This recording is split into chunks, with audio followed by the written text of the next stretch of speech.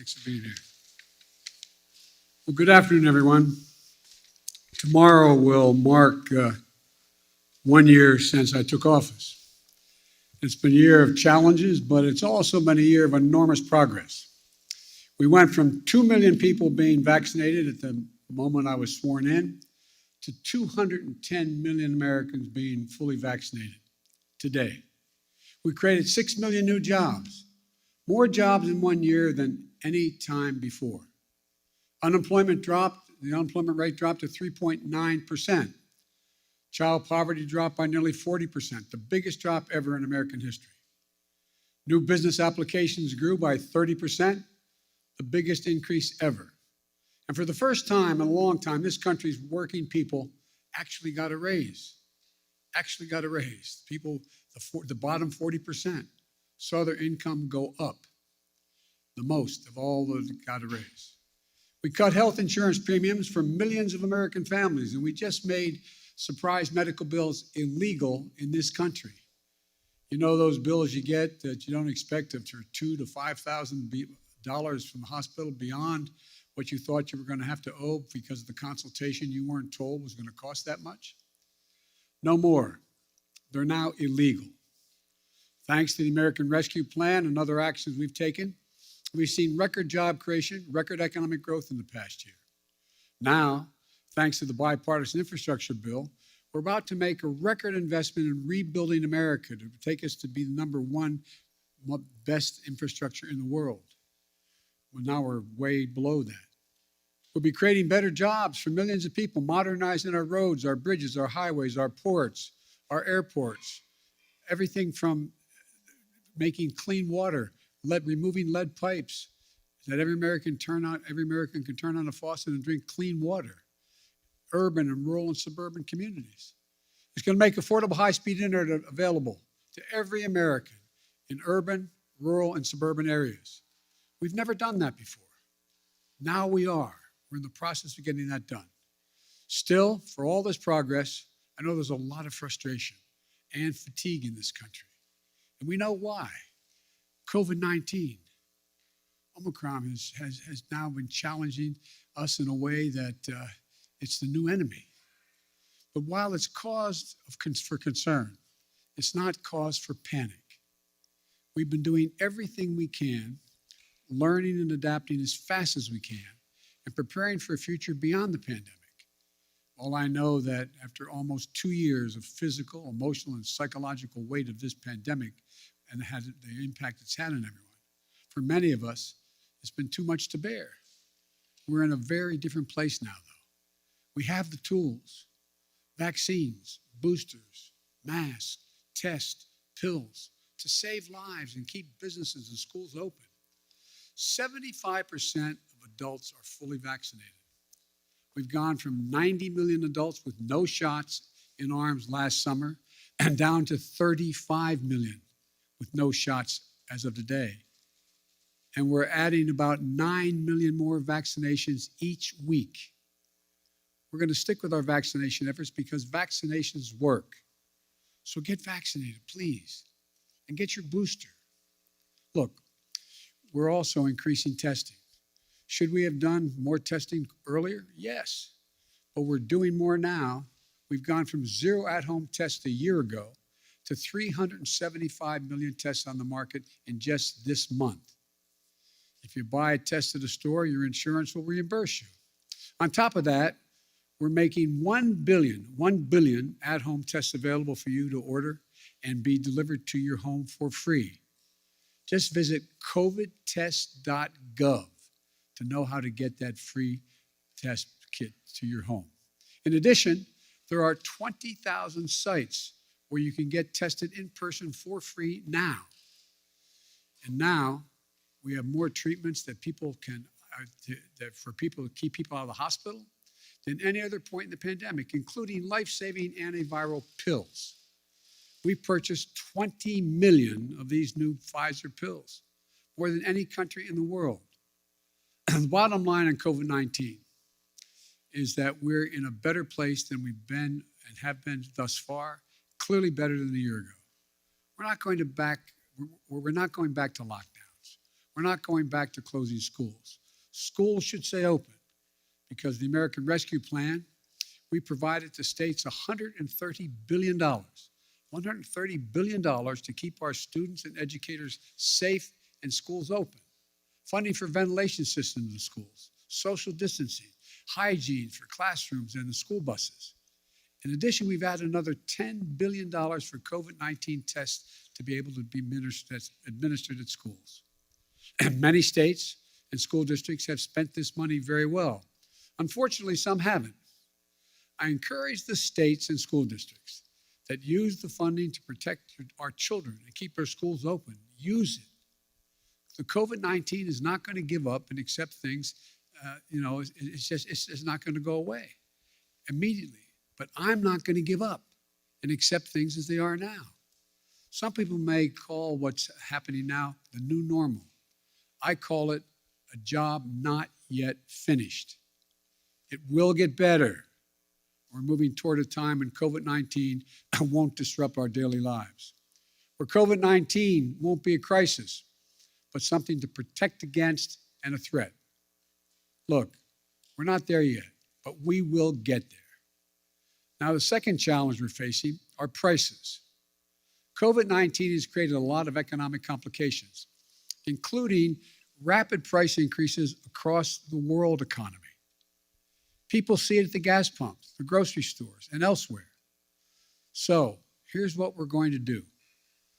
A critical job in making sure that the elevated prices don't become entrenched rests with the Federal Reserve, which has a dual mandate: full employment and stable prices.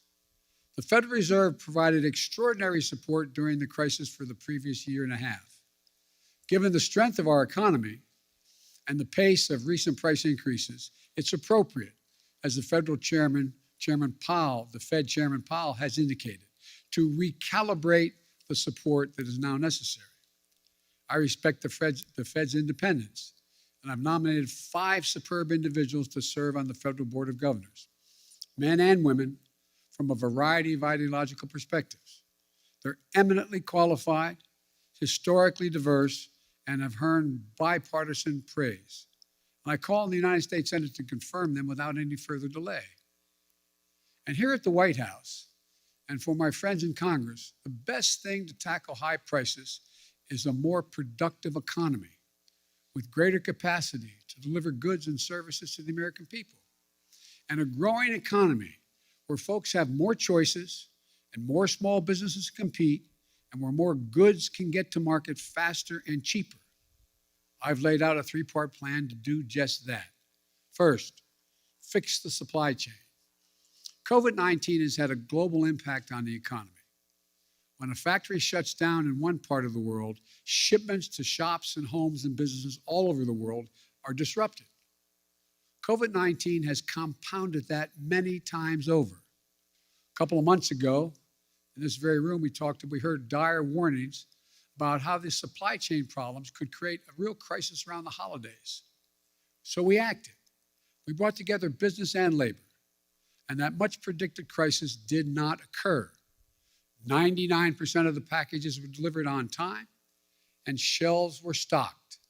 And notwithstanding the recent storms that have impacted many parts of our country, the share of goods in stock at stores is 89% now, which has barely changed from the 91% before the pandemic. I often see empty shelves being shown on television. 89% are full, which is only a few points below what it was before the pandemic. But our work's not done. My infrastructure law will supercharge your effort upgrading everything from roads and bridges to ports and airports, railways and transit, to make the economy move faster and reduce prices for families. Second thing, my Build Back Better plan will address the biggest cost of working families face every day. No other plan will do more to lower the cost for American families. It cuts the cost for childcare. Many families, including the people sitting in this room, if they have children and they're working full-time, many families pay up to $14,000 a year for childcare in big cities, less than that in smaller ones. My plan cuts that in half. That will not only be a game changer for so many families' budgets, but it will mean so much for the nearly 2 million women who've left the workforce during the pandemic because of things like childcare. My Build Back Better plan cuts the price of prescription drugs. So insulin, that today costs some people as much as $1,000 a month, will cost no more than $35 a month. It cuts the cost of elder care. It lowers energy costs. And it will do all of this without raising a single penny in taxes on people making under $400,000 a year or raising the deficit. In fact, my plan cuts the deficit and it boosts the economy by getting more people into the workforce. That's why 17 Nobel Prize winners for economics say it will ease long-term inflationary pressure. The bottom line, if price increases are what you're worried about, the best answer is my Build Back Better plan. Third thing we're going to do, promote competition. Look, in too many industries, a handful of giant companies dominate the market in sectors like meat processing, railroad, shipping, and other areas. This isn't a new issue. It's not been the reason we've had high inflation today. It's not the only reason. It's been happening for a decade. But over time, it has reduced competition, squeezed out small businesses and farmers, ranchers, and increased the price for consumers. We end up with an industry like the meat processing industry, where 4 big companies dominate the markets. Pay ranchers less for their cattle they grow, charge consumers more for beef, hamburger meat, whatever they're buying. Prices are up.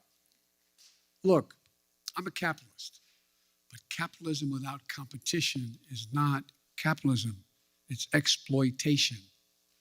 So I signed an executive order to tackle unfair competition in our economy, and we're going to continue to enforce it, along with working with Congress where we can. I'll close with this. We have faced some of the biggest challenges that we've ever faced in this country these past few years. Challenges to our public health, challenges to our economy, but we're getting through it. And not only are we getting through it, we're laying the foundation for a future where America wins the 21st century by creating jobs at a record pace. Now we need to get inflation under control. We have developed an extraordinarily effective booster shots and antiviral pills.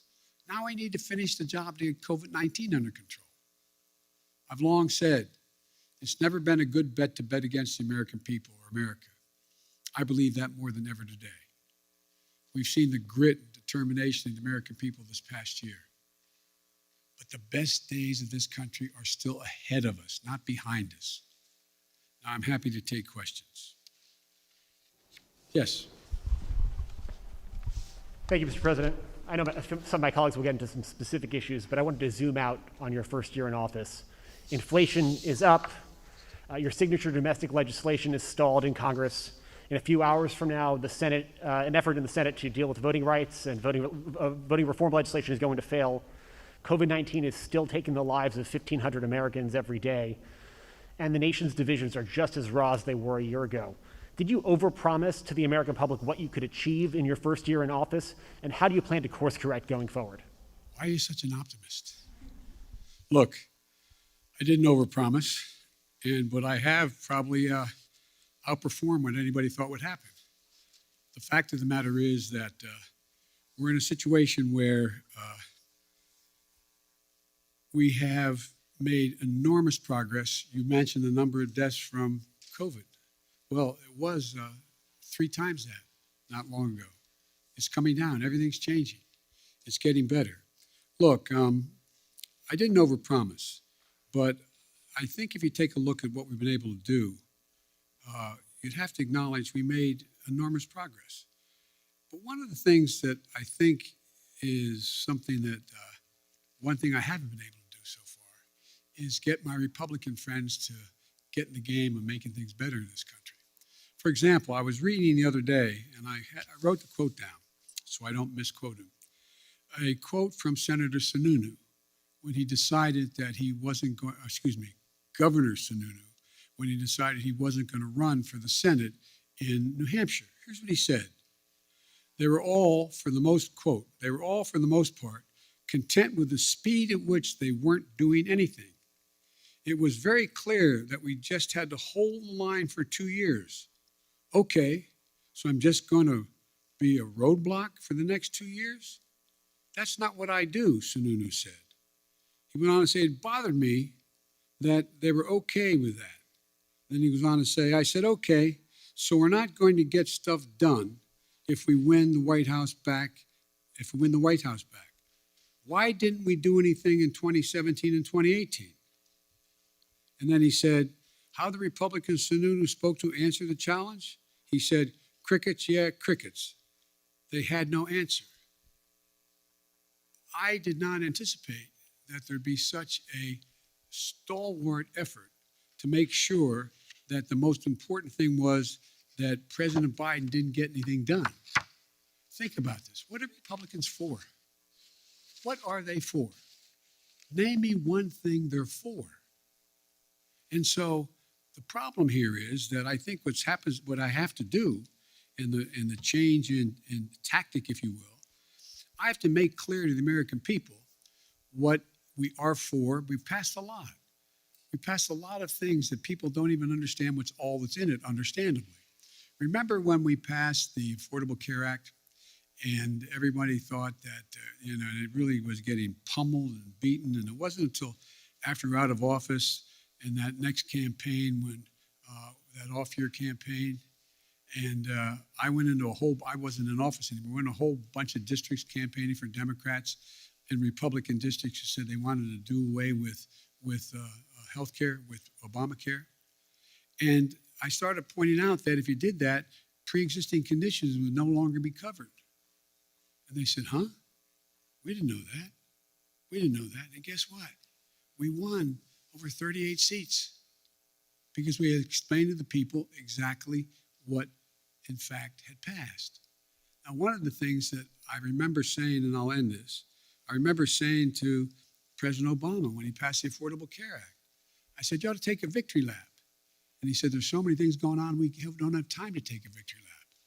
As a consequence, no one knew what the detail of the legislation was. They don't know a lot of the detail of what we pass. So the difference is, I'm going to be out on the road a lot, making the case around the country with my colleagues who are up for re-election and others, making the case of what we did do and what we want to do, what we need to do. And so I don't think I've overpromised at all, and I'm going to stay on this track. One of the things that I remember, and I'll end this with, I was talking with, Jim Clyburn, who was a great help to me in the campaign in South Carolina. And Jim said, and when he endorsed me, and there was a clip on television in the last couple of days of Jim, and it said that we want to make things accessible and affordable for all Americans. That's healthcare. That's education. That's prescription drugs. That's making sure you have access to all the things that everybody else has. We can afford to do that. We can't afford not to do it. So I tell my Republican friends, here I come. This is going to be about what are you for? What are you for? And I'll lay out what we're for. Mary Bruce, ABC. Thank you, Mr. President. You mentioned your Republican colleagues, but right now your top two legislative priorities, your social spending package and voting rights legislation, are stalled, blocked by your own party after months of negotiation. You are only guaranteed control of Washington for one more year before the midterms. Do you need to be more realistic and scale down these priorities in order to get something passed? No, I don't think so. When you say more realistic, I think it's extremely realistic to say to people, because let me back up. You all really know the politics of this country and your networks and others. You spend a lot of time, which I'm glad you do, polling this data, determining what the American people's attitudes are, et cetera. American people overwhelmingly agree with me on prescription drugs. They overwhelmingly agree with me on the cost of education. They overwhelmingly agree with me on early education. They overwhelmingly go on the list on child care. And so we just have to make the case of what we're for and what the other team's not for. Look, we knew all along that a lot of this was going to be an uphill fight. And one of the ways to do this is to make sure we make the contrast as clear as we can. And one of the things that I think is we're going to have to do is just make the case. I don't think there's anything unrealistic about what we're asking. I'm not asking for castles in the sky. I'm asking for practical things the American people have been asking for a long time, And I think we can get it done. You're not going to scale down any of these priorities, but so far that strategy isn't working. You haven't been able to get some of these big legislative ticket items done. I got two real big ones done, bigger than any president has ever gotten in the first year. But currently, Mr. President, your spending package, voting rights legislation, they're not going anywhere. So that's true. Is there anything that you are confident you can get signed into law before the midterm elections? Yes, I'm confident we can get pieces, big chunks of the Build Back Better law signed into law. And I'm confident that we can take the case to the American people that the people they should be voting for who are going to oversee whether the elections in fact are legit or not should not be those who are being put up by the Republicans to determine that they're going to be able to change the outcome of the election. So whether or not we can actually get election, and by the way, I haven't given up. We haven't finished the vote yet on what's going on voting rights and the John Lewis bill and others. But so, look, this is. I've been engaged a long time in public policy, and I don't know many things that have been done in one fell swoop. And so I think the most important thing to do is try to inform, not educate, inform the public of what's at stake in stark terms and let them make judgments and let them know who's for them and who's against them, who's there and who's not there, and make that the case. And that's what I'm going to be spending my time doing in this off-year election. You mentioned Republicans and reaching out to them. Some Republicans who may be open to major changes on voting rights, for instance, like Mitt Romney, he says he never even received a phone call from this White House. Why not? I like Mitt. Look, Mitt Romney's a straight guy. One of the things that we're doing, I was trying to make sure we got everybody on the same page in my party on this score. And I didn't call many Republicans at all. The fact is that I do think that Mitt is a serious guy. I think we can get things done. I think I predict to you they'll get something done on the electoral reform side of this. But rather than judge what's going to get done and not get done, all I can say is I'm going to continue to make the case why it's so important to not turn the electoral process over to political persons who are set up deliberately to change the outcome of elections. Allison Harris, please.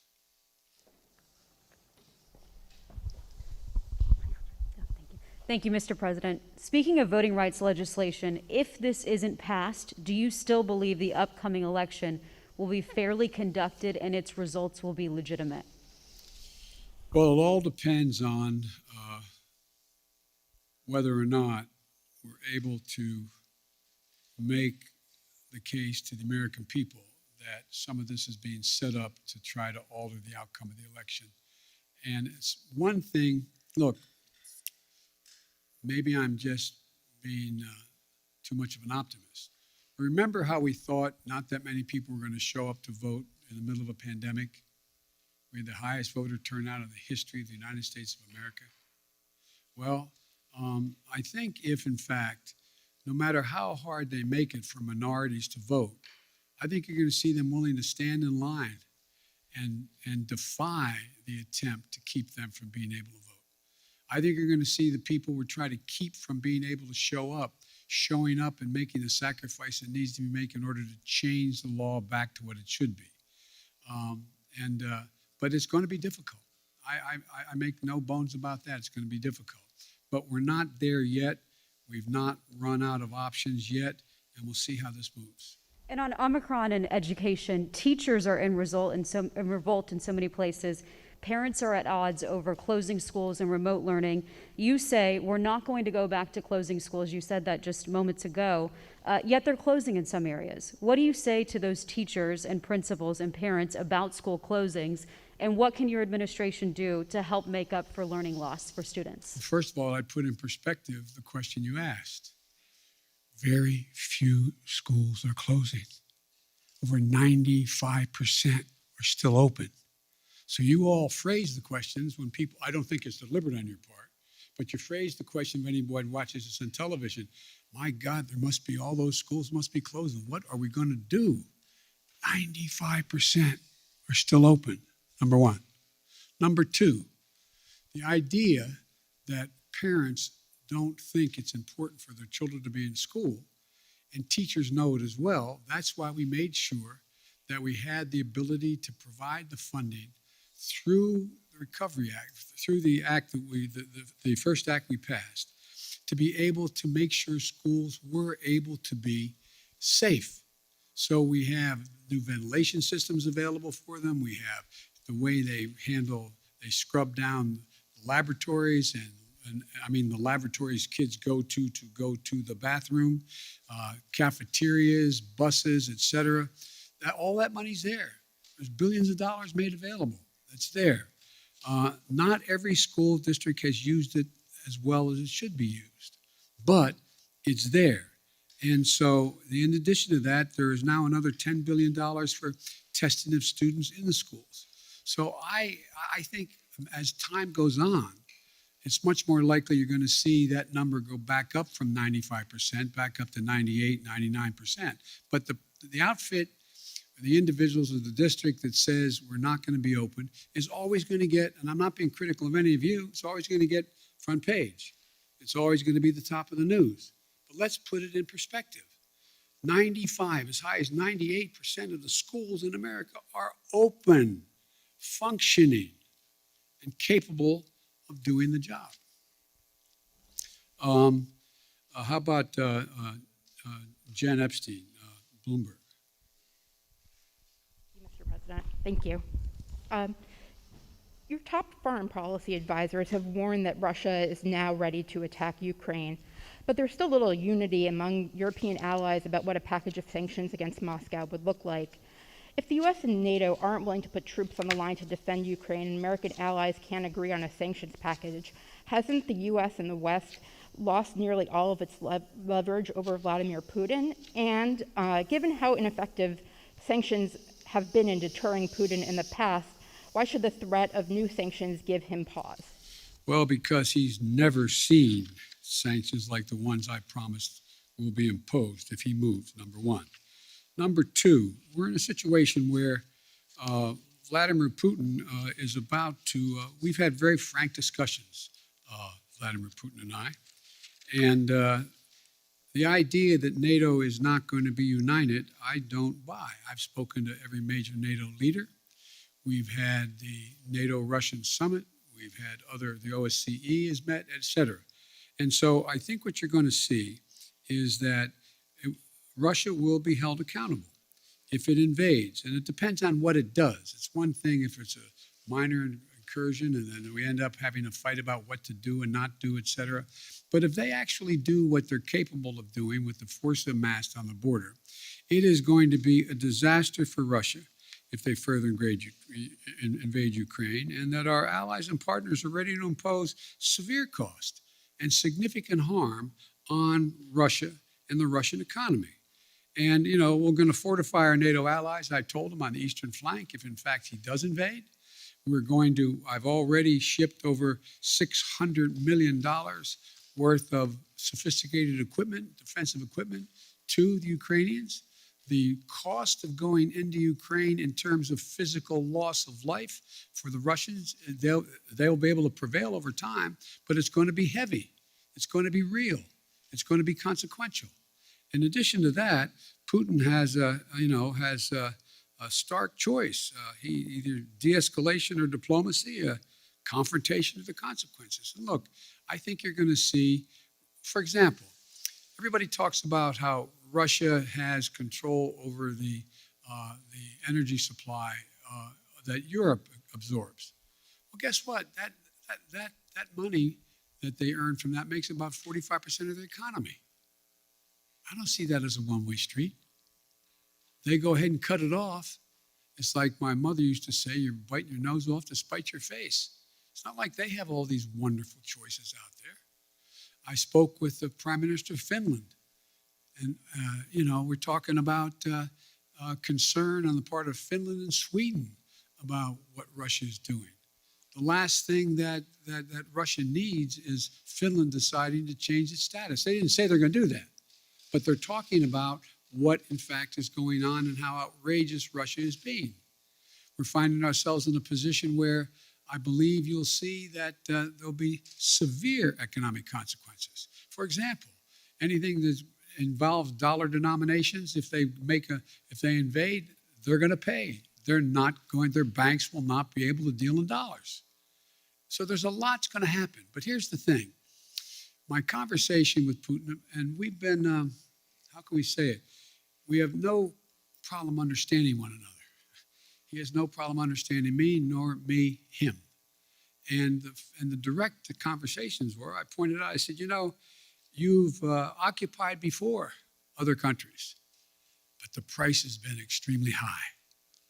How long? You can go in and over time, at great loss and economic loss, go in and occupy Ukraine. But how many years? 1, 3, 5, 10? What is that going to take? What toll does that take? It's real. It's consequential. So this is not all just a cakewalk for Russia. Militarily, they have overwhelming superiority as it relates to Ukraine. But they'll pay a stiff price immediately, near term, medium term, and long term if they do it. I'm sorry. Okay. David Sanger, New York Times. Thank you, Mr. President. I wanted to follow up on your answer there about Russia and Ukraine. When you were in Geneva in June, you said to us about President Putin, I think the last thing he wants now is a Cold War. Now, since then, of course, you've seen him gather these troops, 100,000 troops around Ukraine. Your Secretary of State said today he thought he could invade it at any moment. You've seen the cyber attacks, and you've seen the demand that he have a sphere of influence in which you would withdraw all American troops and nuclear weapons from what used to be the Soviet bloc. So I'm wondering if you still think that the last thing he wants is a Cold War. And has your view of him changed in the past few months? And if it has, and he does invade, would your posture be to really move back to the kind of containment policy that you saw so often when you were still in the Senate? The answer is that I think he still does not want any full-blown war, number one. Number two, do I think he'll test the West, test the United States and NATO as significantly as he can? Yes, I think he will. But I think he'll pay a serious and dear price for it that he doesn't think now will cost him what it's going to cost him. And I think he'll regret having done it. Now, whether or not, I think that, how can I say this in a public forum? I think that he is dealing with what I believe he thinks is the most tragic thing that's happened to Mother Russia, in that the Berlin Wall came down, the empire has been lost, the near abroad is gone, etc. The Soviet Union has been split. But think about what he has. He has 8 time zones, a burning tundra that will not freeze again naturally, a situation where he has a lot of oil and gas, but he is trying to find his place in the world between China and the West. And so I'm not so sure that he has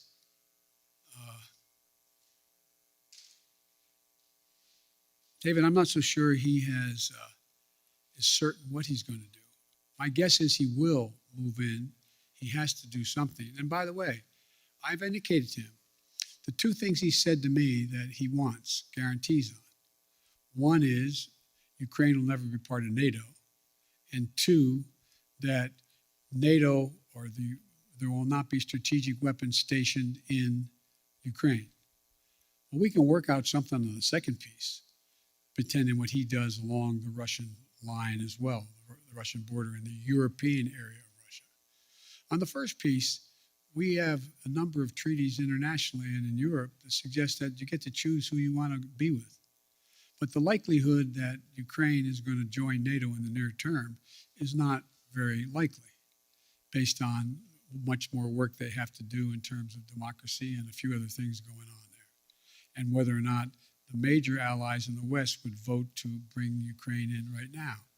So there's room to work if he wants to do that. But I think, as usual, he's going to,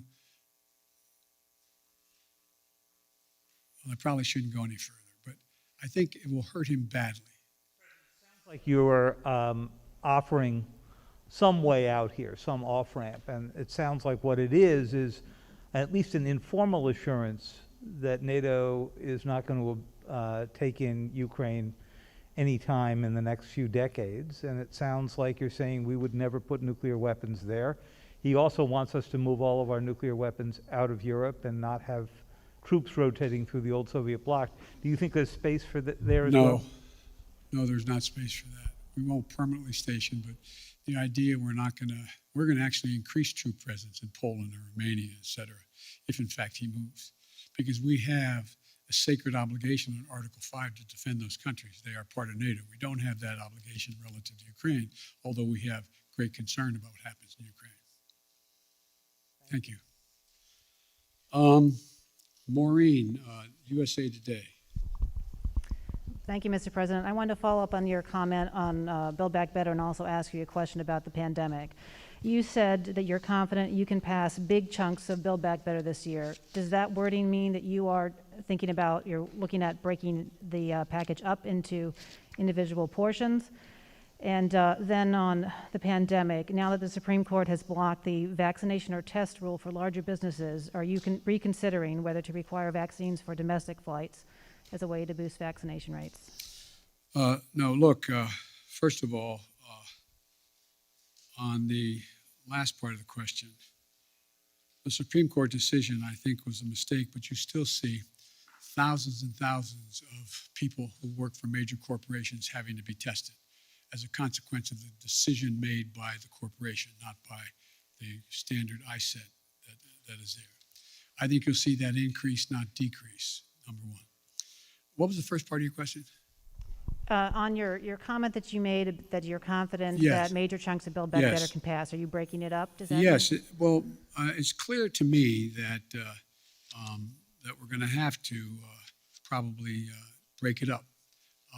I think that we can get, and I've been talking to a number of my colleagues on the Hill, I think it's clear that we would be able to get support for the $500+ billion for energy and the environmental issues that are there, number one.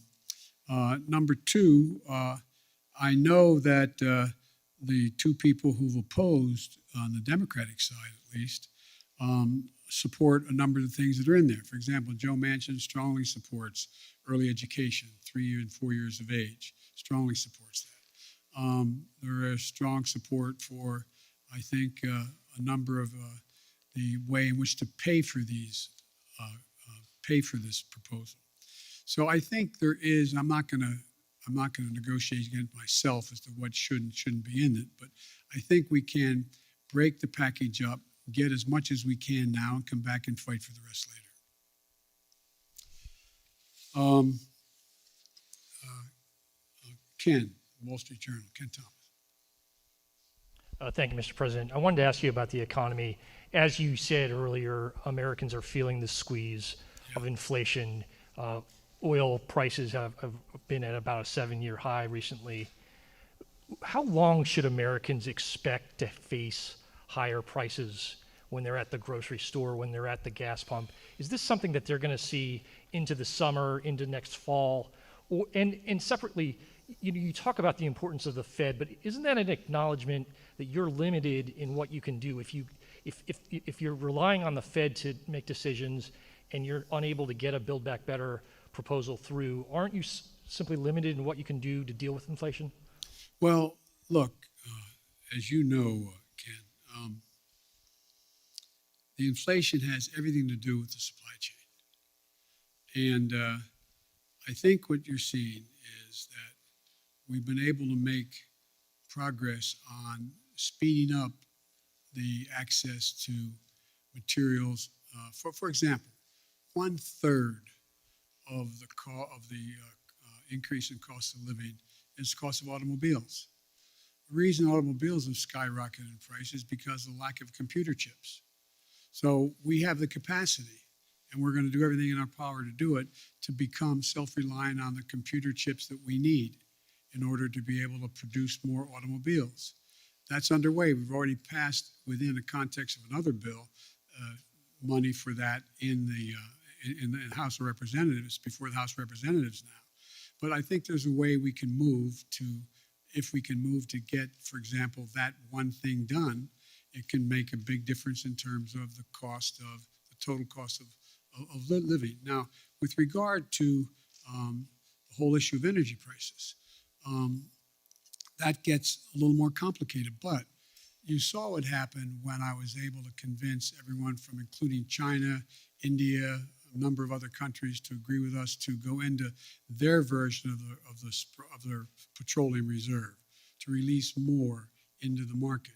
So that brought down the price about 12, 15 cents a gallon, some places more. There's going to be a reckoning along the line here as to whether or not we're going to continue to see oil prices continue to go up in ways that are going up now relative to what impact that's going to have on the producers. And so it's going to be hard. I think that's the place where most middle-class people, working-class people get hit the most. They pull up to a pump, and all of a sudden, instead of paying $2.40 a gallon, they're paying $5 a gallon. That's going to be really difficult. But so we're going to continue to work on trying to increase oil supplies that are available. And I think there's ways in which we can be of some value added in terms of the price of gas, natural gas and the like, to take the burden off the European countries that are now totally dependent on Russia. But it's going to be hard. It's going to be very hard. But I think that we have to deal with, for example, like I said, you have a circumstance where people are paying more for a pound of hamburger meat than they ever paid. Well, one of the reasons for that is you don't have that many folks out there that are the ones that got the big four controlling it all. And so you're going to see more and more, we're going to move on this competition piece to allow more and more smaller operations to come in and be able to engage in buying and providing the access to much cheaper meat than exists now. But it's going to be a haul. Now, and I assume the reason you said if I can't get Build Back Better relates to what those 17 Nobel laureate economists said, that if in fact we could pass it, it would actually lower the impact on inflation, reduce inflation over time, et cetera. So there's a lot we have to do. It's not going to be easy, but I think we can get it done, but it's going to be painful for a lot of people in the meantime. That's why the single best way to take the burden off middle class and working class folks is to pass the Build Back Better piece that are things that they're paying a lot of money for now.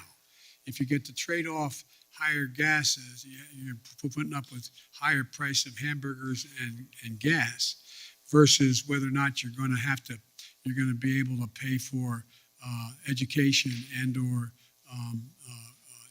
childcare and the like. I think most people would make the trade. Their bottom line would be better in middle-class households. But it's going to be hard, and it's going to take a lot of work. Sir, you mentioned China. Do you think the time has come to begin lifting some of the tariffs on Chinese imports, or is there a need for China to make do on some of its commitments in the Phase 1 agreement. Some business groups would like you to begin lifting up those tariffs on China. Well, I know that, and that's why my trade rep is working on that right now. The answer is uncertain. It's uncertain. I'd like to be able to be in a position where I could say they're meeting the commitments or more of their commitments and be able to lift some of it, but we're not there yet. Nancy, CBS. Thank you so much, Mr. President. This afternoon, the Senate Minority Leader, Mitch McConnell, said that the midterm elections are going to be a report card on your progress on inflation, border security, and standing up to Russia. Do you think that that's a fair way to look at it? And if so, how do you think that report card looks right now? I think report cards can look pretty good if that's where we're at. But look, the idea that Mitch has been very clear. He's going to do anything to prevent Biden from being a success. I get on with Mitch. I actually like Mitch McConnell. We like one another. But he has one straightforward objective. Make sure that there's nothing I do that makes me look good in the mind, in his mind, with the public at large. And that's okay. I'm a big boy. I've been here before. But the fact is that I think that I'm happy to debate and have a referendum on how I handle the economy, whether or not I've made progress on. Look, again, how can I'm taking too long answering your questions. I apologize. I think that the fundamental question is, what's Mitch for? What's he for on immigration? What's he for? What's he proposing to make anything better? What's he for dealing with Russia? It's different than I'm proposing that many of his Republican friends or his colleagues are supporting as well. What's he for on these things? What are they for? So everything's a choice, a choice. I think look, I've laid out a proposal on immigration that if we passed it, we'd be in a totally different place right now. But we're not there because we don't have a single Republican vote. My buddy John McCain's gone. So, I mean, it's going to take time. And again, I go back to Governor Sununu's quote. How long? I mean, rhetorical question. I know this is not fair to ask the press a question. I'm not asking you. But think about, did you ever think that one man out of office could intimidate an entire party where they're unwilling to take any vote contrary to what he thinks should be taken for fear of being defeated in a primary?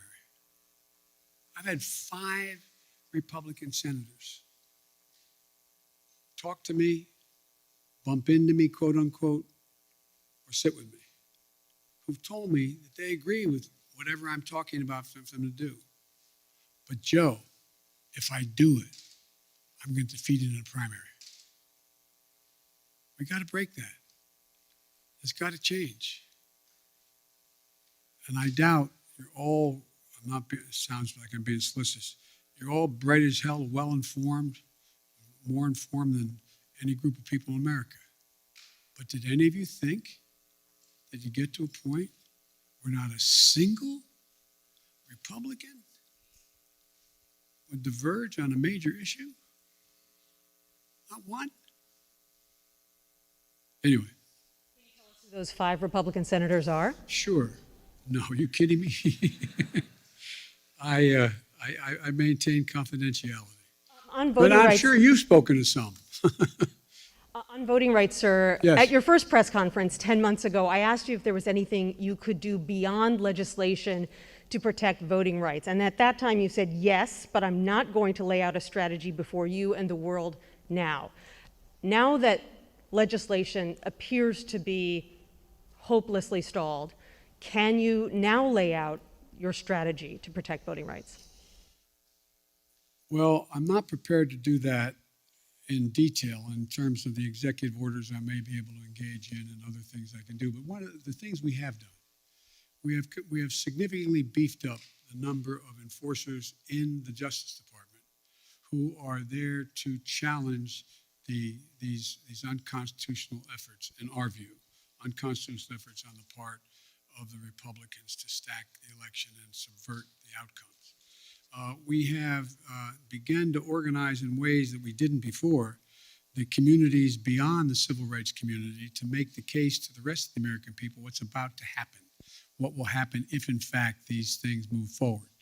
If I had talked to you, not you, I'm using you in an editorial sense, if I've talked to the public about the whole idea of subversion of elections by deciding who the electors are after the fact, I think people would have looked at me like, whoa. I mean, I taught constitutional law for 20 years, a 3-credit course in separation of powers, and on Saturday mornings when I was a senator.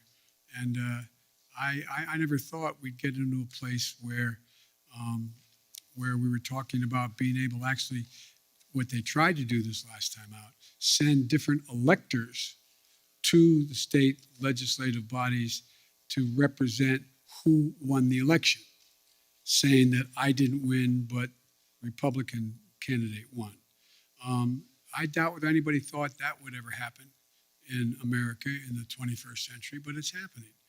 And so I guess what I'm saying is, Nancy, is that I think that there are a number of things we can do, but I also think we will be able to get significant pieces of the legislation, if we don't get it all now, to build to get it so that we get a big chunk of the John Lewis legislation as well as the fair elections process. Sir, on COVID, if you don't mind, you touted the number of Americans who are now fully vaccinated with 2 shots, but even some of your own medical advisors say that people aren't fully protected unless they have that 3rd shot, a booster. Why hasn't this White House changed the definition of fully vaccinated to include that 3rd booster shot? Is it because the numbers of fully vaccinated Americans would suddenly look a lot less No, impressive? it's not that at all. It's just this has become clearer and clearer. And every time I speak of it, I say, if you've been vaccinated, get your booster shot. Everybody get the booster shot. It's the optimum protection you can have. You're protected very well with 2 shots. If it's the Pfizer, anyway, you're protected. But you are better protected with the booster shot. The definition right now. I'm following what the answer is yes, get the booster shot. It's all part of the same thing. You're better protected. Alex Alper, Reuters. Thank you, Mr. President. I wanted to follow up briefly on a question asked by Bloomberg. You said that Russia would be held accountable if it invades, and it depends on what it does. It's one thing if it's a minor incursion, and we end up having to fight about what to do and what not to do. Are you saying that a minor incursion by Russia into Ukrainian territory would not lead to the sanctions that you have threatened, or are you effectively giving Putin permission to make a small incursion into the country? Good question. That's how it did sound like, didn't it? The most important thing to do, big nations can't bluff, number 1. Number 2, the idea that we would do anything to split NATO, which would have a profound impact on one of Putin's objectives is to weaken NATO, would be a big mistake. So the question is, if it's something significantly short of a significant invasion, or not even significant, just major military forces coming across. For example, it's one thing to determine that if they continue to use cyber efforts, well, we can respond the same way with cyber. They have FSB people in Ukraine now trying to undermine the solidarity within Ukraine about Russia and to try to promote Russian interest. But it's very important that we keep everyone in NATO on the same page. And that's what I'm spending a lot of time doing. And there are differences. There are differences in NATO as to what countries are willing to do depending on what happens, the degree to which they're able to go. And I want to be clear with you. the serious imposition of sanctions relative to dollar transactions and other things are things that are going to have a negative impact on the United States, as well as a negative impact on the economies of Europe as well, a devastating impact on Russia. And so I got to make sure everybody's on the same page as we move along. I think we will if there's something where there's Russian forces crossing the border, killing Ukrainian fighters, etc. I think that changes everything.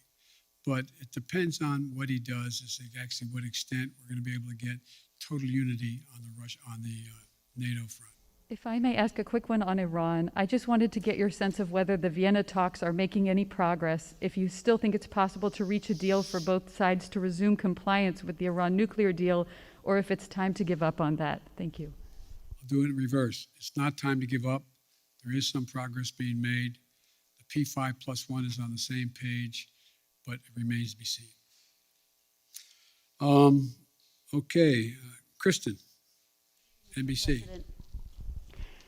Very quickly on Russia, I do have a number of domestic policy issues, but on Russia very quickly, it seemed like you said that you have assessed, you feel as though he will move in. Has this administration, have you determined whether President Putin plans to invade or move into Ukraine, as you said?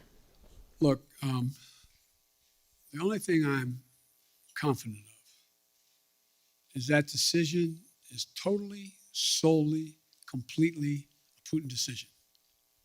Nobody else is going to make that decision. No one else is going to impact that decision. He's making that decision. And I suspect it matters which side of the bed he gets up on in the morning as to exactly what he's going to do. And I think it is not irrational, if he wanted to talk about dealing with strategic doctrine and dealing with force structures in Europe and in the European parts of Russia. But I don't know whether he's decided he wants to do that or not. So far, in the 3 meetings we've had, OSCE, and anyway, have not produced anything, because the impression I get from my Secretary of State, my National Security Advisor, and my other senior officials that are doing these meetings is that there's a question of whether the people they're talking to know what he is going to do.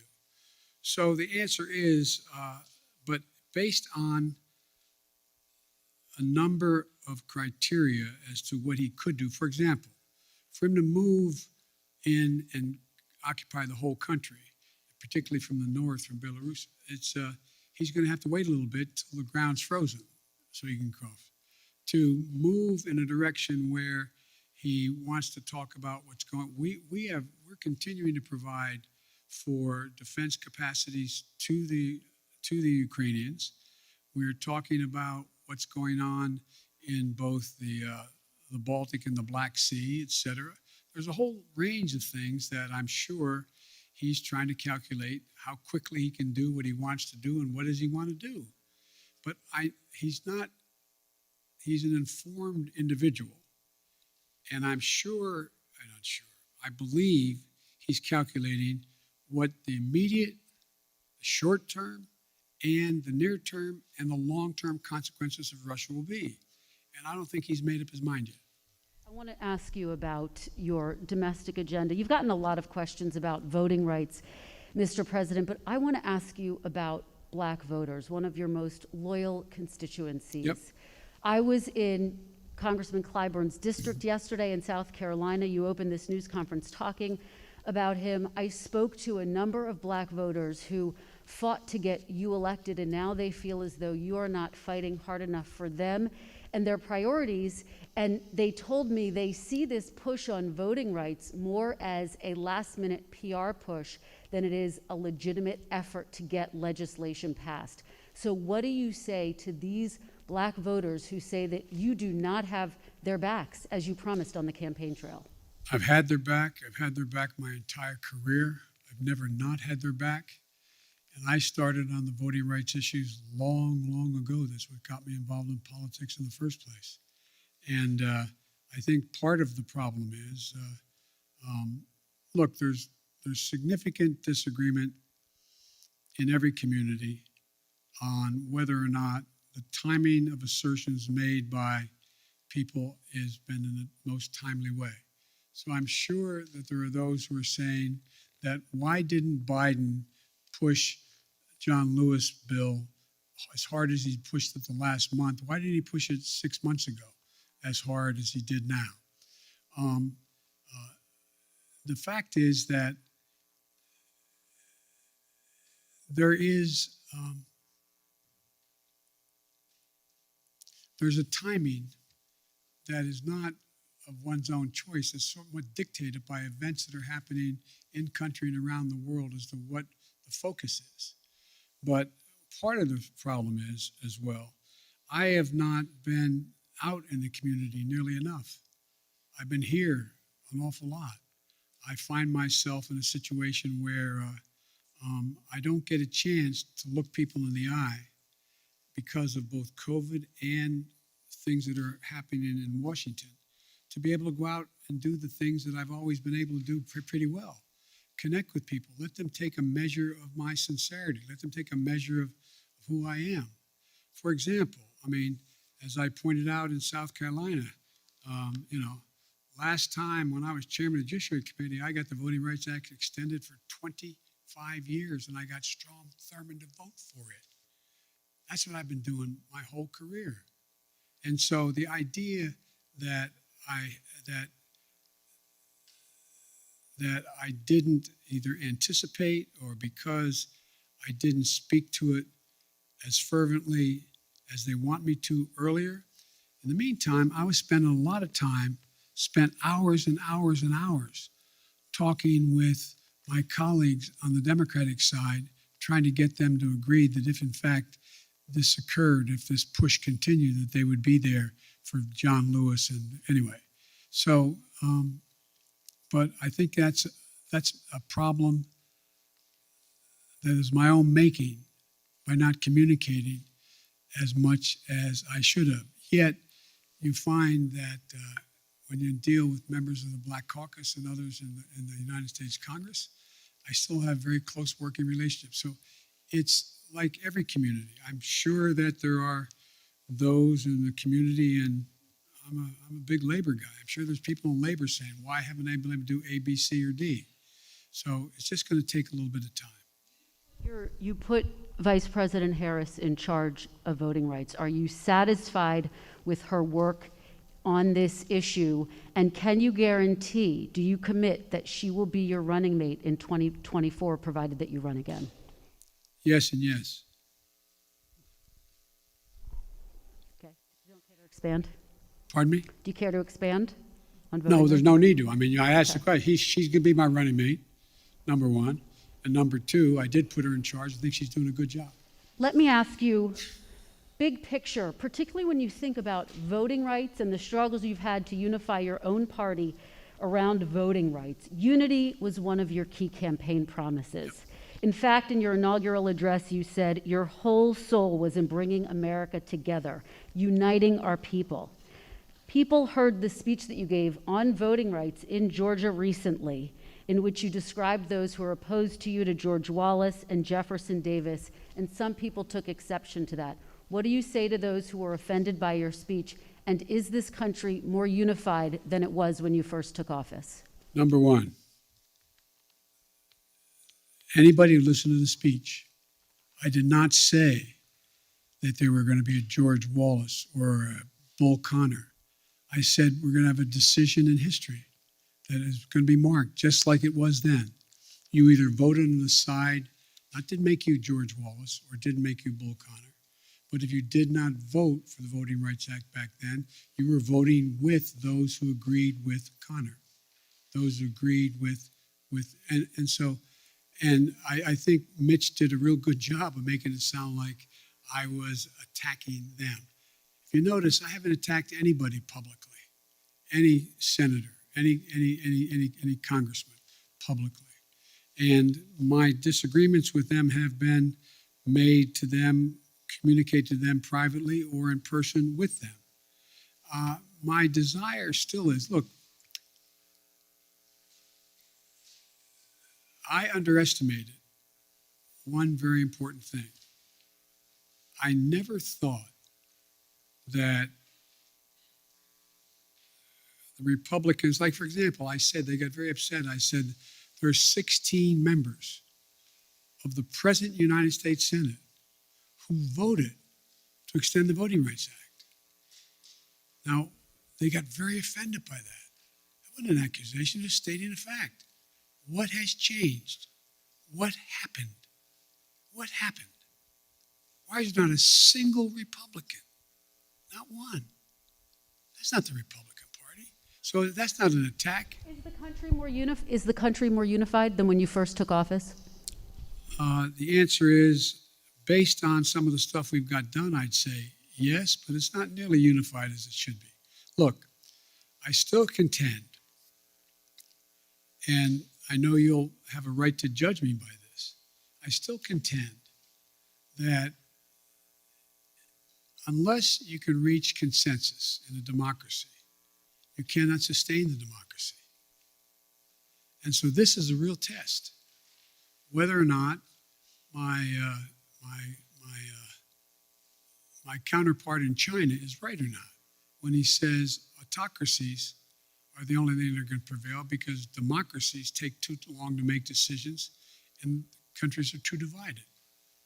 I believe we're going through one of those inflection points in history that occurs every several generations or even more than that, even more time than that, where things are changing almost regardless of any particular policy. The world's changing in big ways. We're going to see, if you heard me say this before, we're going to see more change in the next 10 years than we've seen in the last 50 years because of technology, because of fundamental alterations in alliances that are occurring, not because of any one individual, just because of the nature of things. And so I think you're going to see an awful lot of transition. And the question is, can we keep up with it? Can we maintain the democratic institutions that we have, not just here, but around the world, to be able to generate democratic consensus on how to proceed? It's going to be hard. It's going to be hard, but it requires leadership to do it. And I'm not giving up on the prospect of being able to do that. Thank you.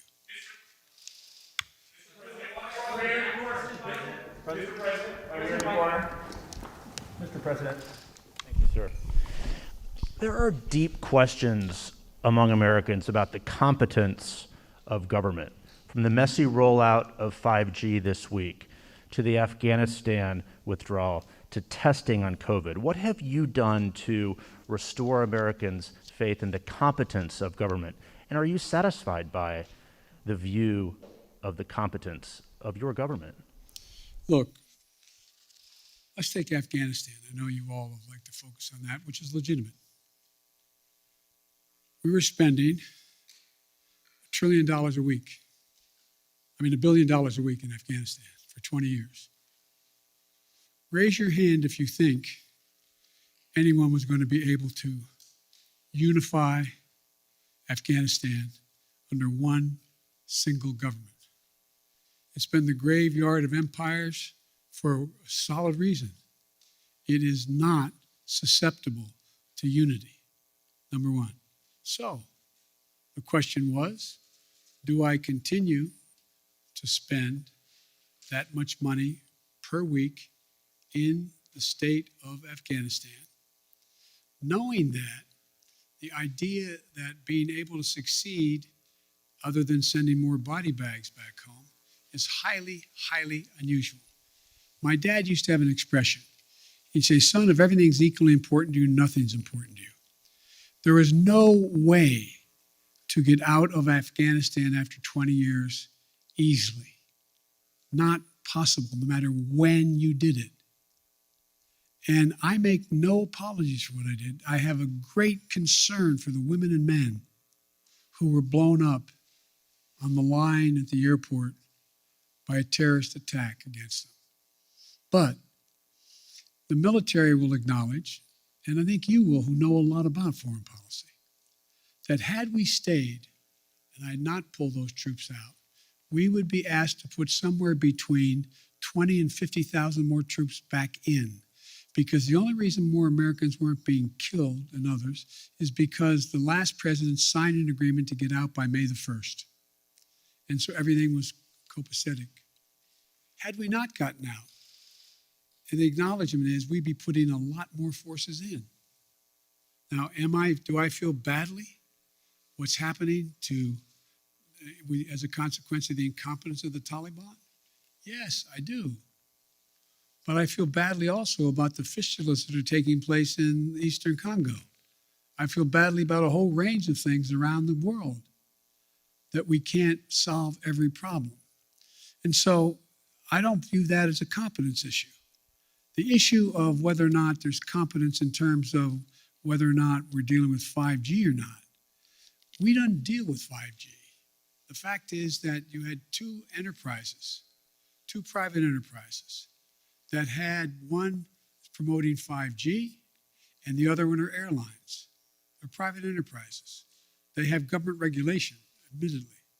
And so what I've done is pushed as hard as I can to have 5G folks hold up and abide by what was being requested by the airlines until they could more modernize over the years, so that 5G would not interfere with the potential of the landing. So any 5G tower within a certain number of miles from the airport should not be operative. And so I understand, but anything that happens that's consequential is viewed as the government's responsibility. I get that. Am I satisfied with the way in which we have dealt with COVID and all the things that go along with that? Yeah, I am satisfied. I think we've done remarkably well. You know, the idea that on testing we should have done it quicker, but we've done remarkable since then. What we have more testing going on than anywhere in the world. And we're going to continue to increase that. Did we have it at the moment exactly when we should have moved, and could we have moved a month earlier? Yeah, we could have. But with everything else that's going on, I don't view that as somehow a mark of incompetence. Look, think of what we did on COVID. When we were pushing on AstraZeneca to provide more vaccines, well, guess what? They didn't have the machinery to be able to do it. So I physically went to Michigan, stood there in a factory with the head of AstraZeneca and said, we'll provide the machinery for you. This is what we'll do. We'll help you do it so that you can produce this vaccine more rapidly. I think that's pretty hands-on stuff. We also said right now, when the hospitalizations are overrunning hospitals and you have docs and nurses out because of COVID, they have COVID. We put thousands of people back in those hospitals. Look at all the military personnel we have there, first responders. Nobody has ever organized a strategic operation to get as many shots in arms by opening clinics and being able to get so many people vaccinated. What I'm doing now is not just getting significant amounts of vaccines to the rest of the world, but they now need the mechanical way is how they get shots in arms. So we're providing them to know how to do that. Now, should everybody in America know that? No, I don't necessarily know that. They're just trying to figure out how to put 3 squares on the table and stay safe. But so I do think the place where I was a little disappointed, I wish we could have written it differently, is when we did the legislation to provide the funding for COVID and the money we provided for the states to be able to deal with keeping schools open. Some of them didn't do a very good job. Some are still holding the money. I don't have the authority to do anything about that. I think that's not particularly competent. There's things that could and should have been done. They could have moved faster. So I understand the frustration. You know, I remember, I think it was, I forget which cabinet member saying to Barack Obama, where something was going on, and he said, well, you're going to be sure, Mr. President, of the millions of employees you have out there, somebody's screwing up right now. Somebody's screwing up. So, it's just but I think you have to look at things that we used to look at it on balance. What is the trajectory of the country? Is it moving in the right direction now? I don't know how we can say it's not. I understand the overwhelming frustration, fear, and concern with regard to inflation and COVID. I get it. But the idea, if I told you when we started, I tell you what I'm going to do, first year I'm going to create over 6 million jobs. I'm going to get unemployment down to 3.9%. I'm going to generate, and I named it all. You look at me like you're nuts. Maybe I'm wrong. President, at least in our recent memory, with as much Washington experience as you entered this office with, but yet after we sit here for more than an hour, I'm not sure I've heard you say if you would do anything differently in the second year of your term. Do you plan to do anything differently? Yeah, look, the thing I have to do... Are you satisfied with your team here at the White House, sir? I'm satisfied with the team. There's 3 things I'm going to do differently now that I've gotten the critical crises out of the way in the sense of that knowing exactly where we're going. Number 1, I'm going to get out of this place more often. I'm going to go out and talk to the public. I'm going to do public fora. I'm going to interface with them. I'm going to make the case as what we've already done, why it's important, and what will happen if they support what else I want to do. Number 2, I'm bringing in more and more now that I have time. I mean, literally, like you, I'm not complaining. It's 12, 14 hours a day, no complaints. I really mean that sincerely. But now that certain of the big chunks have been put in place and we know the direction, I'm also going to be out there seeking more advice of experts outside, from academia to editorial writers to think tanks, and I'm bringing them in, just like I did early on, bringing in presidential historians to get their perspective on what we should be doing, seeking more input, more information, more constructive criticism about what I should and shouldn't be doing. And the third thing that I'm going to be doing a lot more of is being in a situation where I'm able to I'm going to be deeply involved in these off-year elections. We're going to be raising a lot of money. We're going to be out there making sure that we're helping all of those candidates, and scores of them have already asked me to come in and campaign with them, to go out and make the case in plain, simple language as to what it is we've done, what we want to do, and why we think it's important. How many more hours am I doing this? I'm happy to stick around.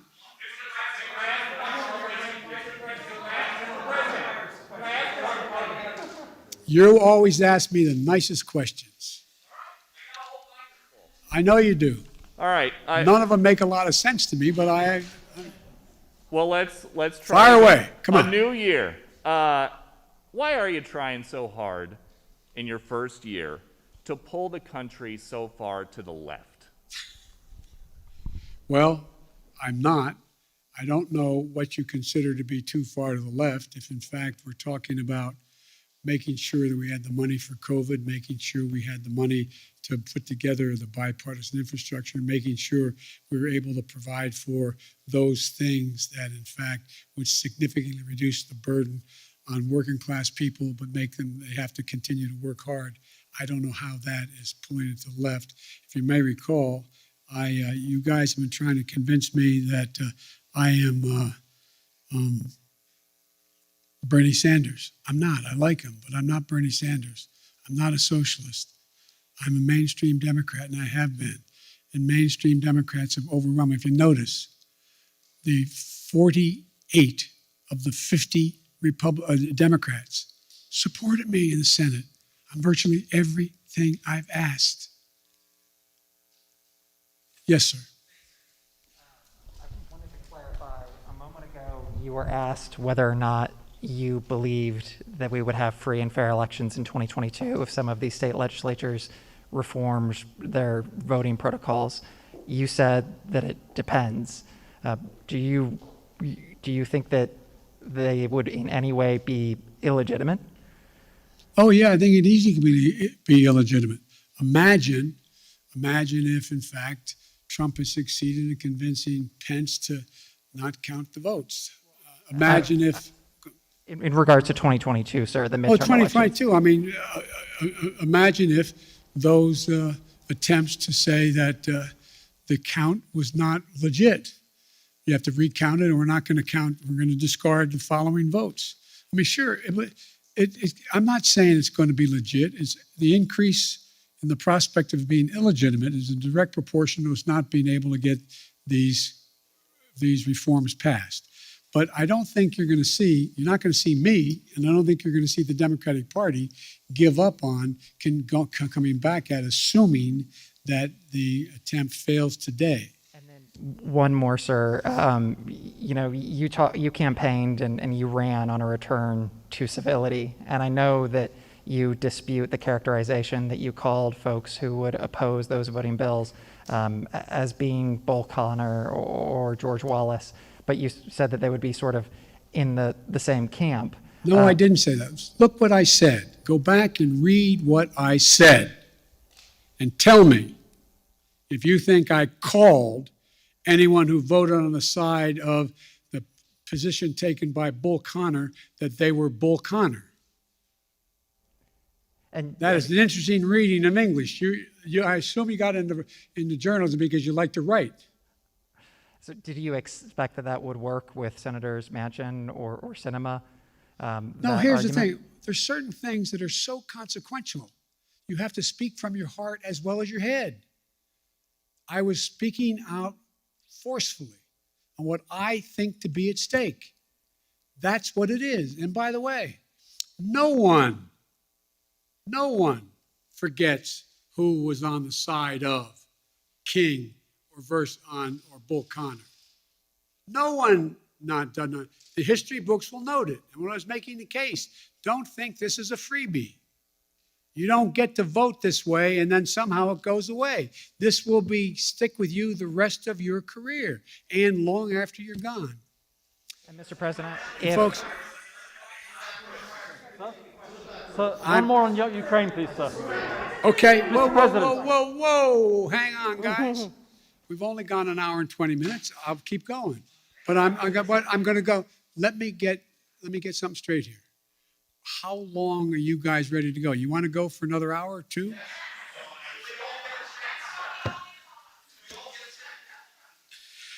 Okay, I'm going to go. I tell you what, folks, I'm going to go another 20 minutes till 1:15.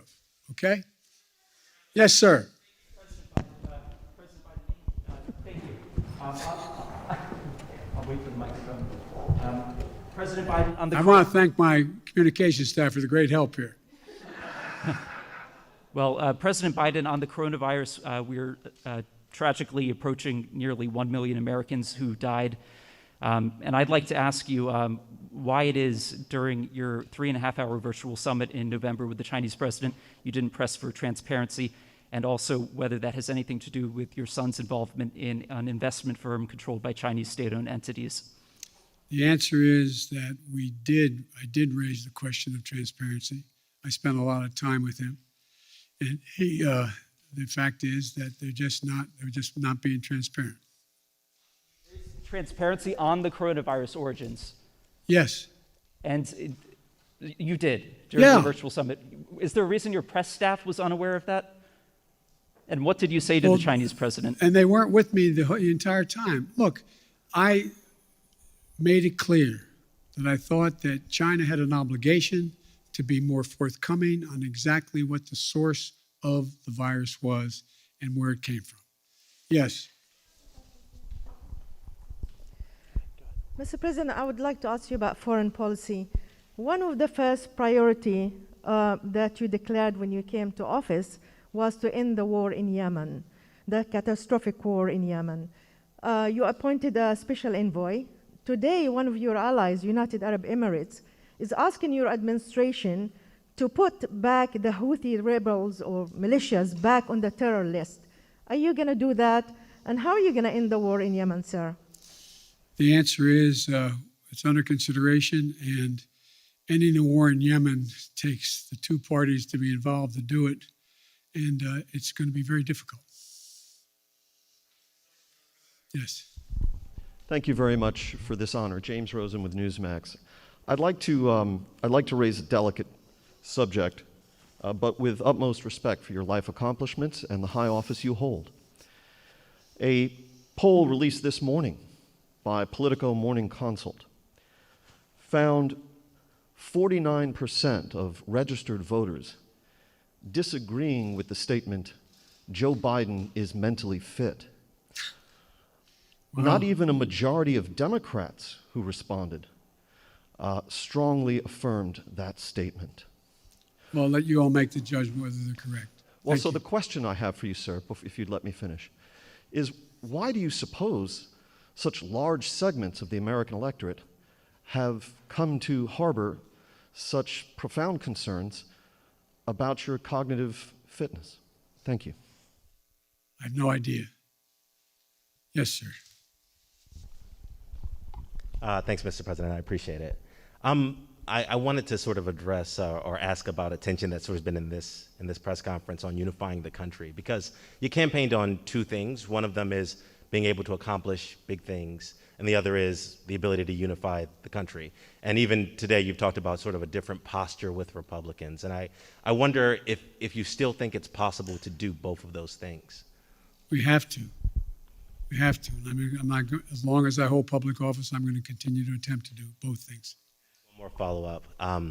Around this time last year when you were campaigning in Georgia, I think one of the things you told people was the power is literally in your hands. You know, if voters give Democrats the House and the Senate and the presidency, that all these big things can get accomplished. And, you know, we've seen stalemate, we've seen things being stymied. Why should folks believe you this time around? Can you think of any other president that's done as much in 1 year? Name one for me. I'm asking you. I'm serious. You guys talk about how nothing's happened. I don't think there's been much on any incoming president's plate that's been a bigger menu than the plate I had given to me. I'm not complaining. Knew that running in.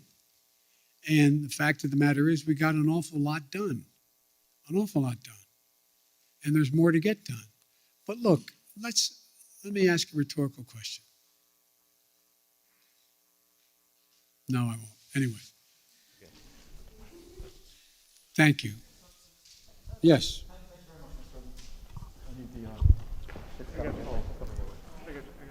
Be careful. Don't get hurt, man. No, I'm going to take care. Mr. President, thank you. Sebastian Smith from AFP. Another question on Ukraine. Ukraine borders 4 NATO member countries. How concerned are you concerned that a real conflagration in Ukraine, if the Russians really go in there, that it could suck in NATO countries that are on the border and you end up with an actual NATO-Russia confrontation of some kind? And secondly, are you entertaining the thought of a summit with Vladimir Putin as a way to perhaps try and put this whole thing to bed, address their concerns, and negotiate a way out of this? The last question, yes. When we talked about whether or not we'd pick the 3 meetings we talked about, and we talked about we would go from there if there was reason to go to a summit. We talked about a summit as being before the Ukraine item came up in terms of strategic doctrine and what the strategic relationship would be. So I still think that is a possibility, number one. Number two, I am very concerned.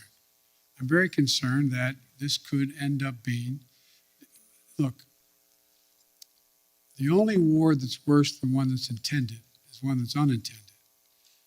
And what I'm concerned about is this could get out of hand, very easily get out of hand because of what you said, the borders of Ukraine and what Russia may or may not do.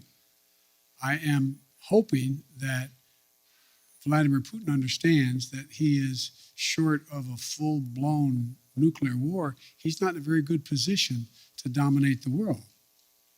And so I don't think he thinks that. But it is a concern.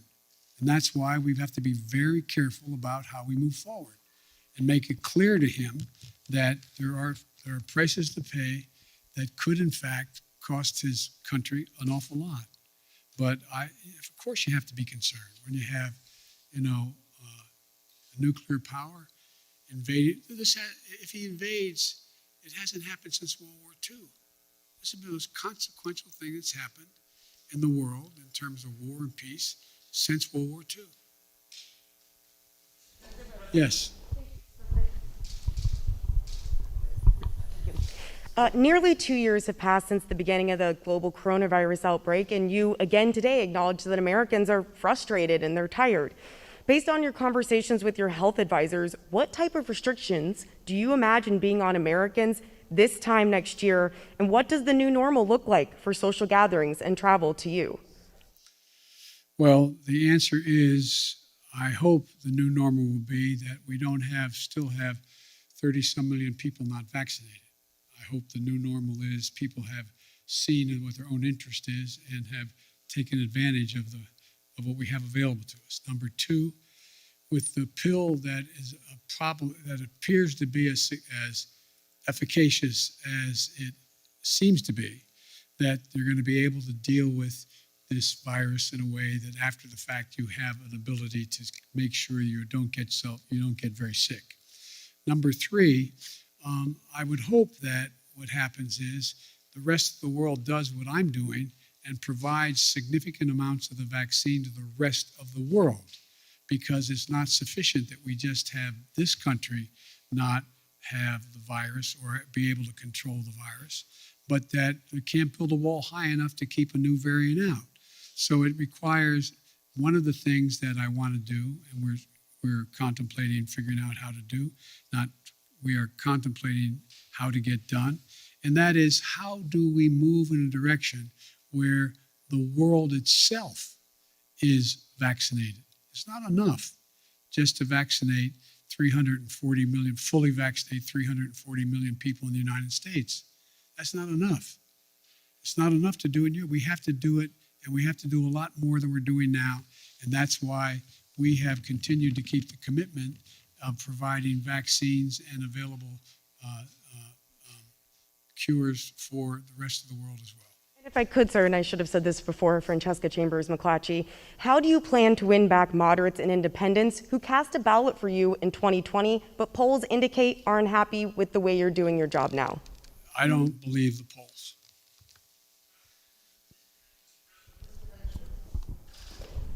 Well, why don't you just go down the road there? Thank you, Mr. President. To follow up on some of the questions about the vaccination program, you've given dozens of speeches this year urging Americans to get vaccinated. You've talked to reluctant Republicans. You've said it's people's patriotic duty. There have been very few mentions of the fact that young children under the age of 5, still in the third year of this pandemic in this country, don't have access to the vaccine. Can you speak to frustrated parents a little bit about why that continues to be the case and when that might change? Because the science hasn't reached the point where they're convinced that, in fact, it is safe. So that's what they're doing now. You could have asked me that. I got asked that question about 3 months ago about people between the ages of 7 and 12. Well, they've got to the point where they felt secure in the number of tests they had done and the tests they had run, that it was safe. So it will come. It will come. But I'm not a scientist. I can't tell you when, but it is really very important that we get down to that next piece. One more follow-up on Build Back Better. When you said it's going to likely be broken up into chunks, you mentioned that the climate pieces seem to have broad support. You mentioned that Senator Manchin is a supporter of early child care. You left out the child tax credit, and I wonder if it's fair to read between the lines and assume that that is a piece, given Senator Manchin's opposition to it, that the extension of that is likely one of those components that may have to wait until sometime down the line. There's two really big components that I feel strongly about that I'm not sure I can get in the package. One is the child care tax credit, and the other is help for cost of community colleges. They are massive things that I've run on, I care a great deal about, and I'm going to keep coming back at whatever floor I get to be able to try to get chunks or all of that done. Yes, sir. Next man next to you, left. Thank you, Mr. President. My name is Pedro Rojas. I'm with Univision National News. This is actually my first press conference here. It's good to meet you in person. We always have long press conferences. Awesome. I got a couple of questions for you. Number one, you said that you want to convey your message by getting out there in the country. I wonder if you're planning on traveling also to South America and other countries in the Western Hemisphere, given the fact that China has gained a lot of influence in the region. And the second question is, what will be your message for residents in this country that are struggling every time they go to the gas station, every time they go to the grocery store and see the prices going high, and the pharmacy? I happen to come from South Texas, where I saw a lot of people struggling financially in the last few months, and so I wonder what is the message you want to spread to them?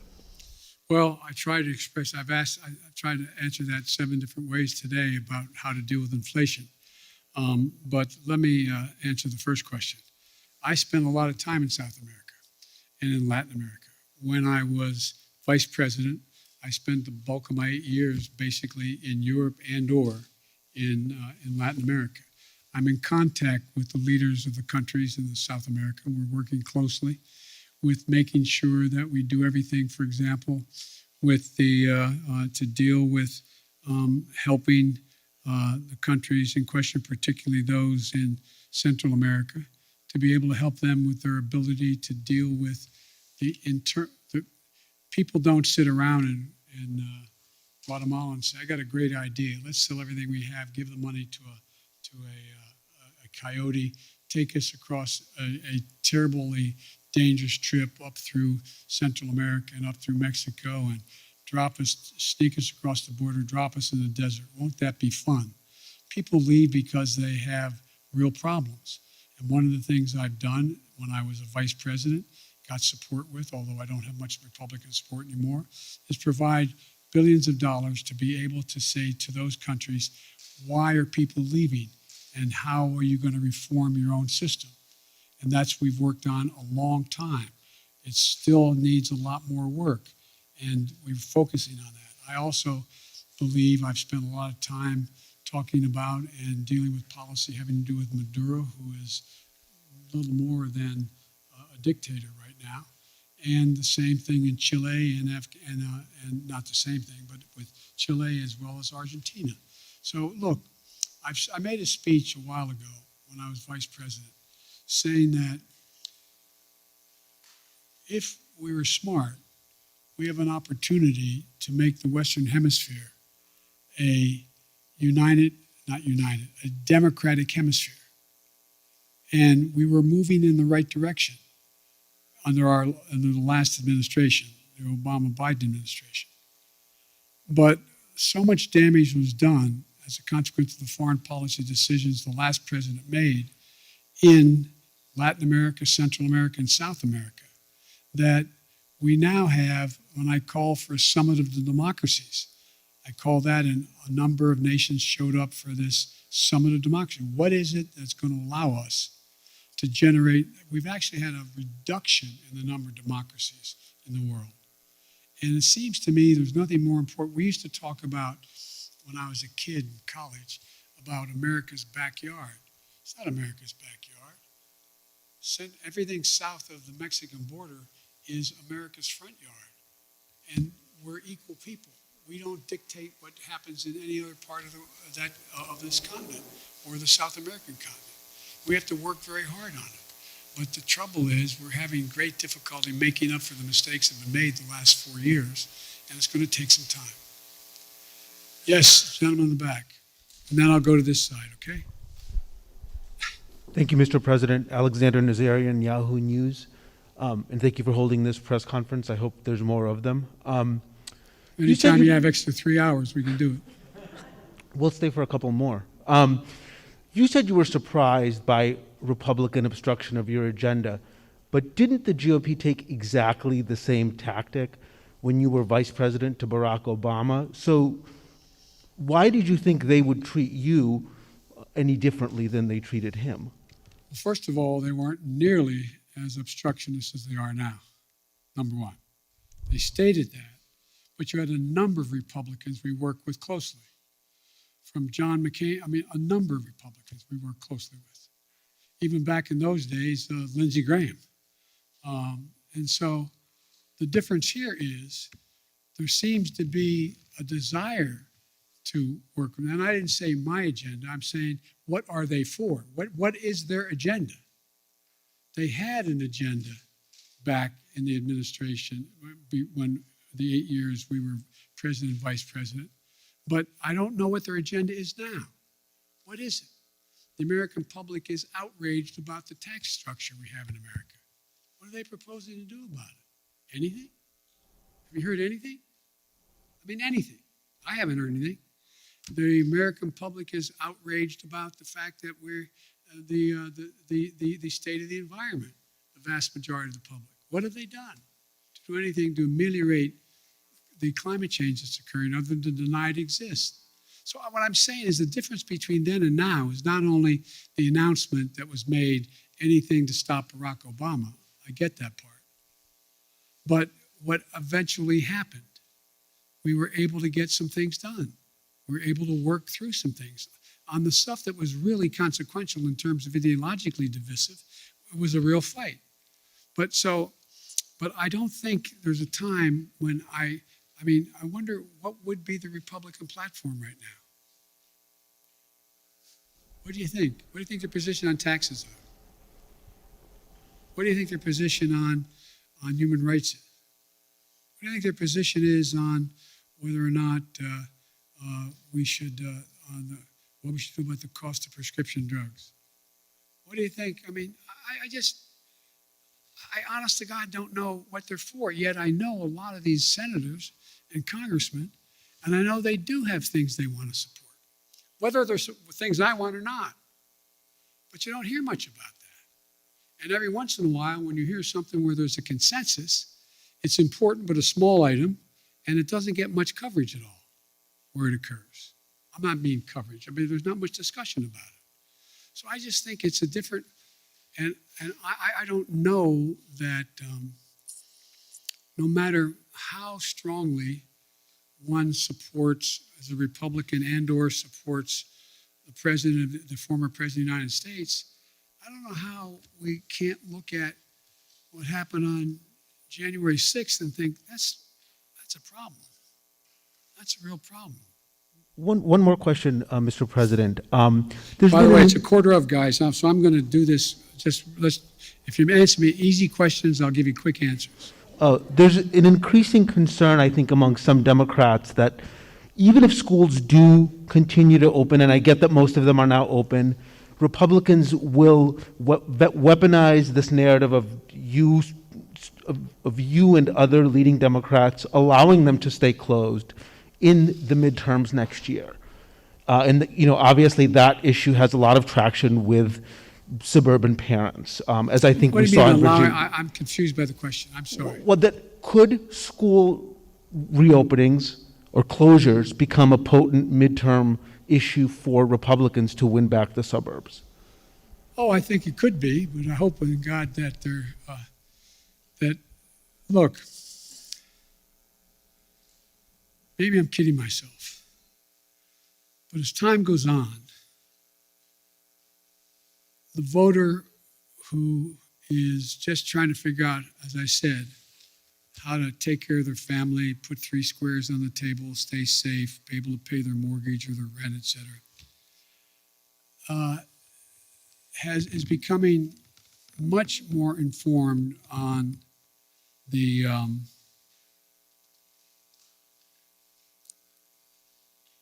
motives of some of the political players and some of the political parties.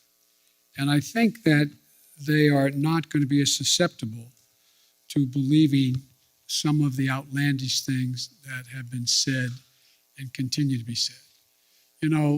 Every president, not necessarily in the first 12 months, but every president the first couple of years, every president, of the last presidents, at least 4 of them, have had polling numbers that are 44% favorable. So it's this idea that, but you all, not you all, but now it is, well, Biden's at, one poll showed him at 33%. The average is 44, 45%. One poll him at 49%. I mean, the idea that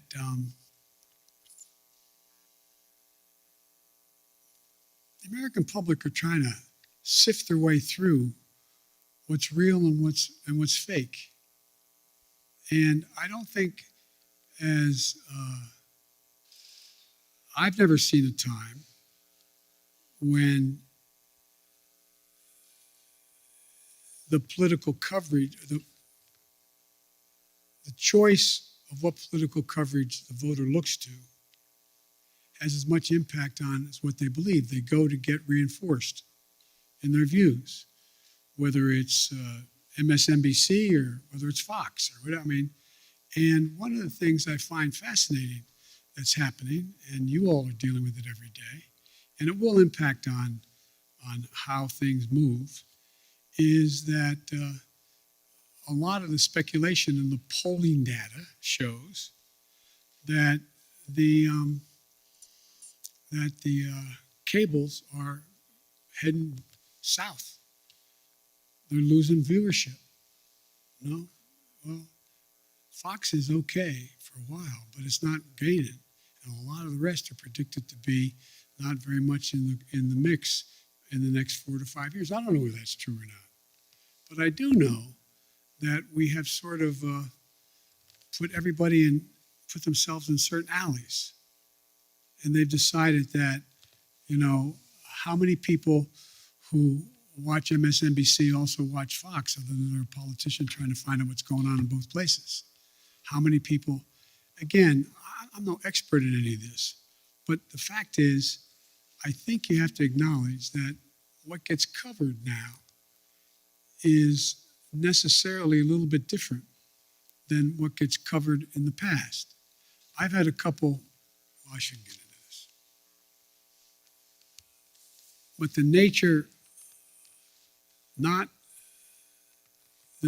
of the way things get covered, as in my observation over the years I've been involved in public life, changed. And it's changed because of everything from a thing called the internet. It's changed because of the way in which we have self-identified perspectives based on what channel you turn on, what network you look at, not network, what cable you look at. And it's never quite been like that. Anyway.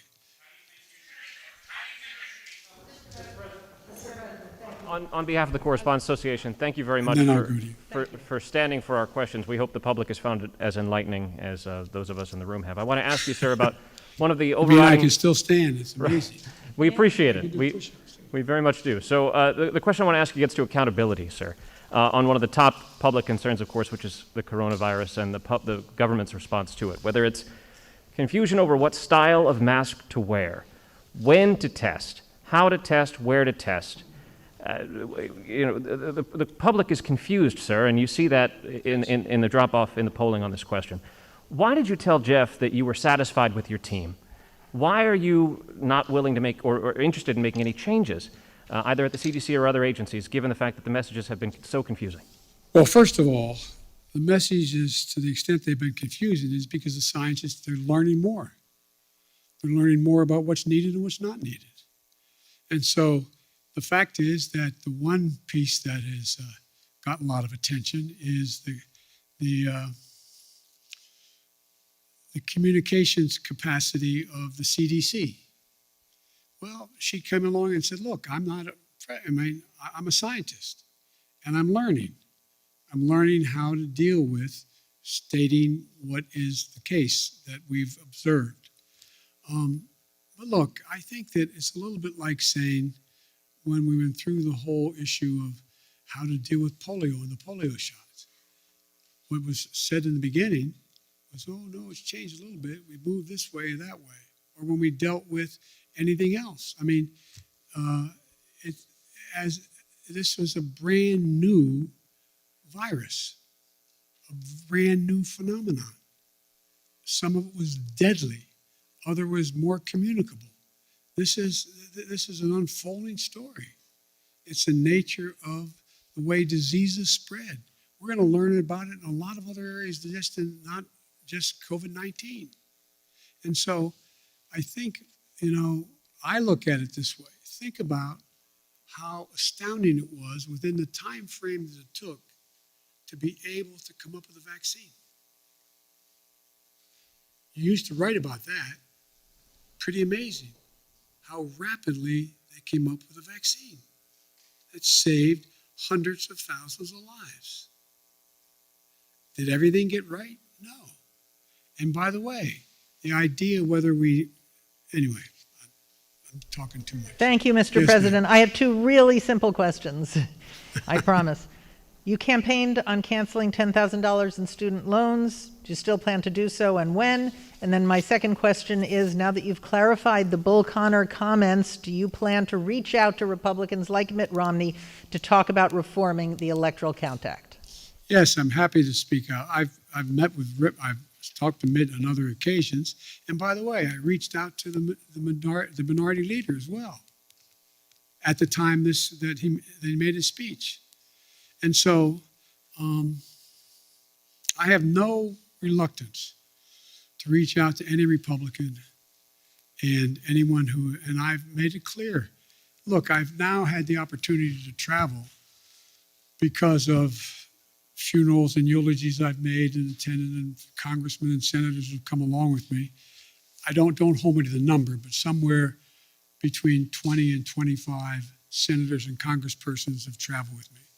And I find you should get the list of them and ask how I set for the 2, 3, 4, 5 hours that we've flown together, sit back in that conference table and talk to them. Ask them questions. They ask me questions. I learn a heck of a lot. But as president, you don't quite have that ability to do that as often as I'd like to be able to do it. And one of the things that I do think that has been made clear to me, speaking of polling, is the public doesn't want me to be the president's senator. They want me to be the president and let senators be senators. And so if I've made many mistakes, I'm sure. If I've made a mistake, I'm used to negotiating to get things done, and I've been, in the past, relatively successful at it in the United States Senate, even as vice president. But I think that role as president is a different role. Folks, it is now almost 6. With all due respect, I'm going to see you next conference, okay? Thank you. Thank you, Mr. President.